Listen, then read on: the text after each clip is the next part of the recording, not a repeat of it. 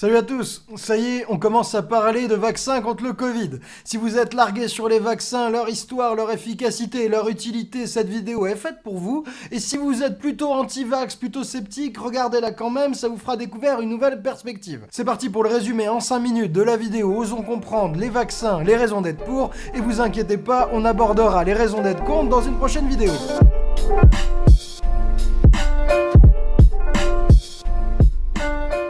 Déjà d'où ça vient?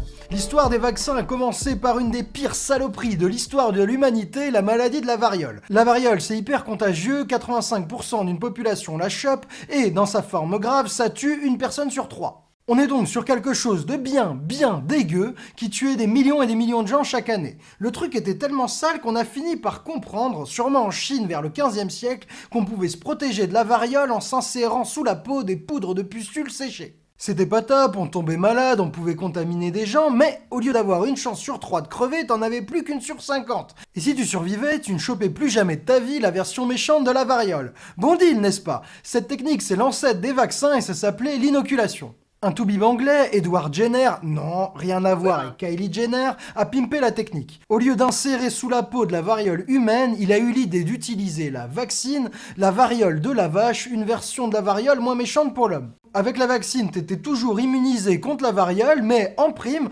t'étais pas contagieux, donc tu pouvais pas contaminer ta famille et t'avais plus qu'une chance sur 1000 de crever. La vaccine de Jenner, c'est le premier vaccin, vous avez dû remarquer que c'était le même mot, et ça a marché direct. Regardez à Londres, boum, division par 3 des morts et quasi-élimination de la variole en 1900. On a appliqué ce principe, j'expose ton système immunitaire à une version light de la maladie pour qu'il le retienne et que tu puisses plus jamais de ta vie attraper la vraie maladie à tout un tas d'autres saloperies. Voilà pour les US, les résultats pour la polio, plein de paralysie de polio, vaccin, boum, néant. Pareil pour la rougeole, plein de cas, vaccin, boum, néant. Et pareil pour plein d'autres saloperies, la rubéole, la diphtérie et j'en passe et des meilleurs. Bref, donner un cours particulier à ton système immunitaire pour qu'il sache reconnaître et se défendre d'une maladie pour que tu l'attrapes plus jamais par la suite, ça marche. Nous sommes vaccinés et revaccinés. Alors on a tout ce qu'il faut sous la main pour nous en débarrasser en moins de 2, tu vas voir. Des anticorps spécifiques. Exactement. On va enrayer l'infection instantanément, d'accord? D'accord, capitaine, je suis prête. Alors on lâche les anticorps. Prêt? Go! Et quand on a commencé à généraliser l'usage des vaccins dans le monde, on a eu des résultats de ouf. En 1977, grâce au vaccin, l'humanité a éradiqué la variole. 10 ans avant, en 67, 2 millions d'humains en mouraient. Maintenant, cette grande faucheuse n'existe plus, pouf, éradiquée de la surface du globe. Même chose pour la polio et la rougeole. Dans les années 80, on a atteint 85% de couverture vaccinale. Résultat, pouf, ces sales maladies ont presque disparu. Au total, on estime que les vaccins ont sauvé, à l'échelle du globe, entre 200 et 300 millions de vies humaines, et ça, juste depuis les années 80. C'est un truc de malade, hein. Je pense pas qu'il y ait beaucoup d'inventions qui aient sauvé autant de vies. Peut-être le chlore dans l'eau potable ou les égouts. Je dis ça parce qu'on en a parlé dans la vidéo de la semaine dernière sur Osons comprendre. Mais si vous avez d'autres idées, dites-les moi en commentaire. Mais attendez, hein, le boulot des vaccins, il est pas fini. D'après l'OMS, si on fait progresser la couverture vaccinale, on pourrait encore sauver 1,6 million d'enfants chaque année dans le monde. Bref, quand on voit tous ces arguments pour, on peut se dire que ça vaut le coup de développer les vaccins dans le monde. Mais, ça vous a pas échappé, la défiance contre les vaccins, elle progresse aussi.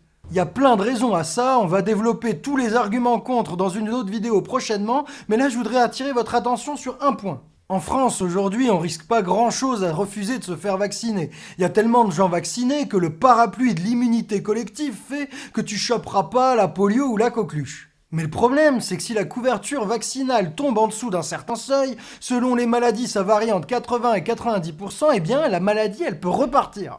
Et là, c'est la merde, et c'est exactement ce qu'on voit avec la résurgence de cas de rougeole dans certains endroits. Et là, ceux qui morflent, c'est pas seulement les anti-vax. À la rigueur, on pourrait se dire c'est leur choix, ils se sont pas fait vacciner. Non, ceux qui morflent, c'est les personnes fragiles qui ne peuvent pas se faire vacciner. Là, on pense aux bébés, aux vieux, aux immunodéprimés, notamment ceux qui ont le cancer et qui sont en traitement. Tous ces gens-là, le vaccin prend pas chez eux. Et toutes ces personnes fragiles, elles peuvent mourir quand, faute d'une couverture vaccinale suffisante, le parapluie de l'immunité collective ne les protège plus.